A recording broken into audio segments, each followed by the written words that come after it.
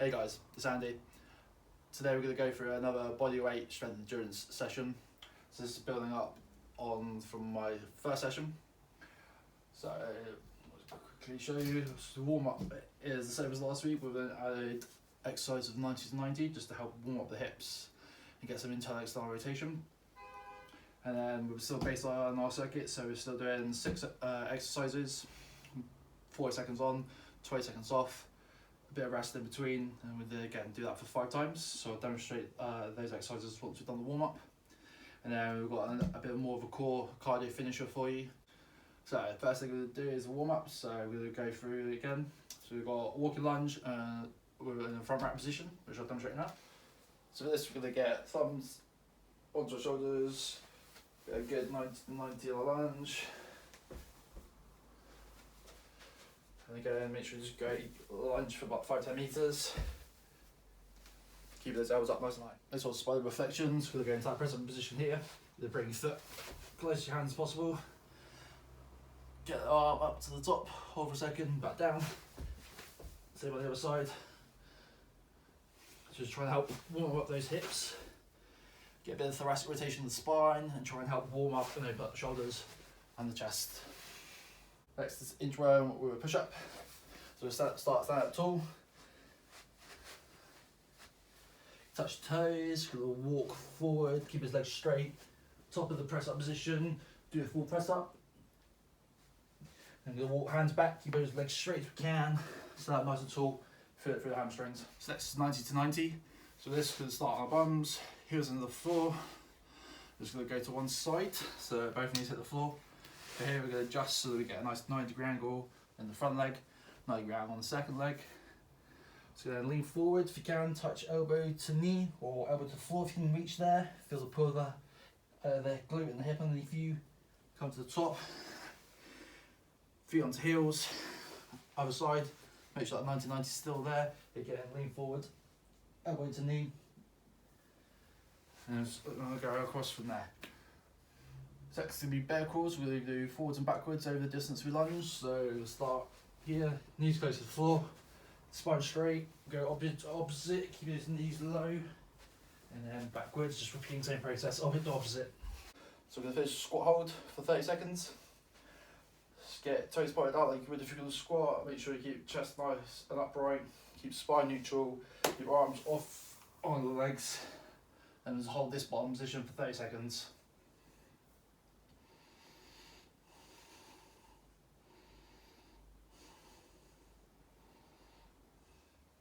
So that's a warm up, so I'll recap it again. So we'll do walking lunge in the front rack position. So we do that either 5-10 meters or whatever space you've got at home. So then we'll go into the spider reflection. We'll do 5 on each side. And then we've got inchworm with the push up. Again, we're going to do 5 of those. 90 to 90, we're going to do 5 each side, so 10 reps in total. Bear crawl again, we're just going to go forwards and backwards across the distance you've got at home. And again, squat hold for 30 seconds. The first exercise is going to be heels elevated bodyweight squat.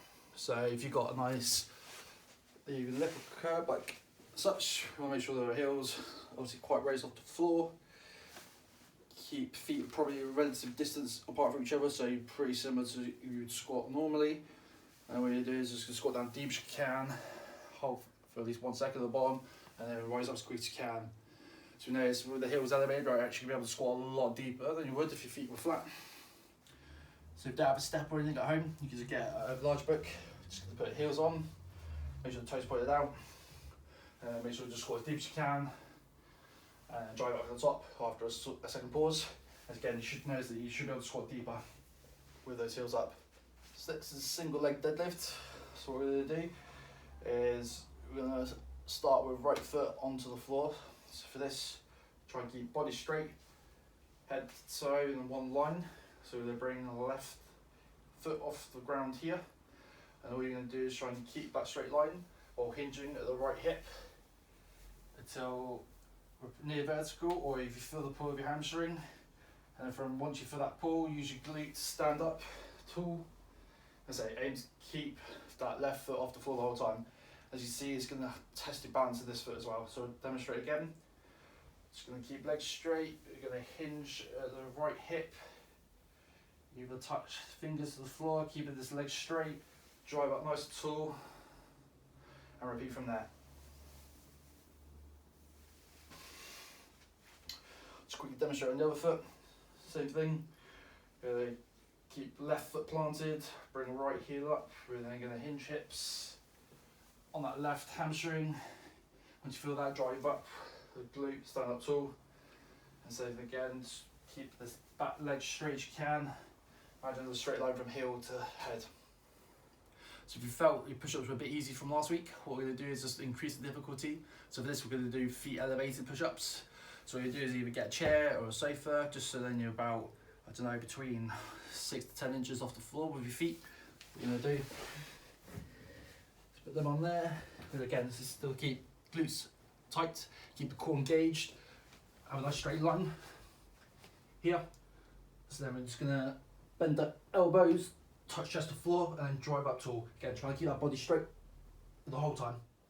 If you felt push-ups were just as hard as they were from last week, then just still stick with that. So again, if you can just do full press up. So go onto hands, onto our feet here, keep core braced. Imagine squeezing you together. You're going to drive down to chest touch the floor and drive up tall. Again, if you can't do the full press up, go onto the knees. Try to keep your body straight still from head to knee. Keep your core braced, and then we're just going to touch chest on the floor, drive up through the triceps. Just make sure we keep the arms at a 45-degree angle away from the body rather than up at a 90 here. Just again, save pressure through the elbow. So next exercise is going to be bodyweight row. It's going to take a bit of ingenuity, so if you've got some chairs or if you've got some stools, what we'll try and do is have them next to you as such. So what we're going to do is just put our hands on the top of the chairs here. If you can, put some weight on them just to try and steady them rather than them fall this way. So we start low, put the heels into the floor. So this is like our start position. I'm just going to row body up to the top, so chest is in line, and back down. Try to extend the arms as full as you can to here. So that was one way. Another way we can do this is replicate the bar. So it's got a pole here in between the chairs. Still same position, that we get heels in the floor here. Try and get arms as straight as you can, and then basically just going to bring body up a little bit. Row body up and then come down just so the knees are below, the hips are below your knees, and row up here. Obviously, depending on how slow your equipment is, depending on how safe it is, obviously don't go overboard with this. If you can do it safely, then please do. As if not, you can just revert back to the ISO hold that we did last week with our towel, which I'll demonstrate again. So for this, we need our twice folded towel on the floor. So just get our feet here, about shoulder width apart. And then just going to twist these ends, and then from here we're just going to try and row up to our body. I'm going to hold here. Just try and get your arm to a 90. Really feel the pull of the bicep. Trying to hold this position. You should feel your hamstrings engaged to hold here, as well as your lats on your sides. And just going to hold there for the time. So last one's going to be the hollow tuck hold from what we did last week. We're going to show you a progression as well, which will be the hollow body hold. So we'll start the hollow tuck hold first. Start on the back, bring legs up to 90. Imagine that our lower back's into the floor, so just think about bringing shoulders off the floor and then arms out above the head. And just going to hold here. So again, try and keep the legs at a 90. Make sure we just try and keep our breathing steady throughout. So from here, to get into the hollow body hold, we're just try to extend the legs, but really focus on the lower back still on the floor and shoulders are up. So we're holding inside a nice disc position. Again, I'm just going to hold here. So that's the circuit done. So again, same as last week, we're going to do it for 40 seconds of work, 20 seconds rest. After the whole circuit, you're going to take 60 seconds rest, and we do that 5 times in total. So again, for the ones where you do reps, try to keep tally your scores, tally them up to the end, and we can compare to last week to see if we've had any improvements. So now we're on to the finisher, and again, as I said, we do a bit of core and cardio. So for this time, we're going to do 6 minutes rather than 5. And we've got 3 exercises to do. So we're going to do each one for 40 seconds. So it's going to be 2 minutes work with all 3 exercises, and I'm just going to repeat that 3 times with no rep. So the 3 exercises are, it's going to be a straight arm burpee for more of the cardio, and then core, we're going to do shoulder taps, and then finish with arch hold, which I'll demonstrate now. So for straight arm burpee, we're going to stand up tall. So go hands to the floor, hands out to straight arm plank position, jump to the feet up, jump up, back down, and then repeat. Straight arm plank, feet underneath yourself, jump up as high as you can. So let's hit 40 seconds. We're going to go back to straight arm plank position here. So you can imagine the core brace, keep glutes tight. We're going to lightly tap shoulders in opposite fashion. So left to right shoulder, right to left. So imagine we try and keep body straight as we can, rather than fully twisting either way. So we keep it nice and still here in this position. So after the last shoulder tap, we're going to bring the base towards the floor, and then we're going to hold at this position like this. So you're going to bring shoulders and arms up straight ahead of you. Bring both feet up, try and keep them together if you can. We're going to hold this nice disposition then for the 40 seconds. So that's a nice finisher for you. So again, hitting core and cardio. So we're going to get your heart rate up with the straight arm burpees.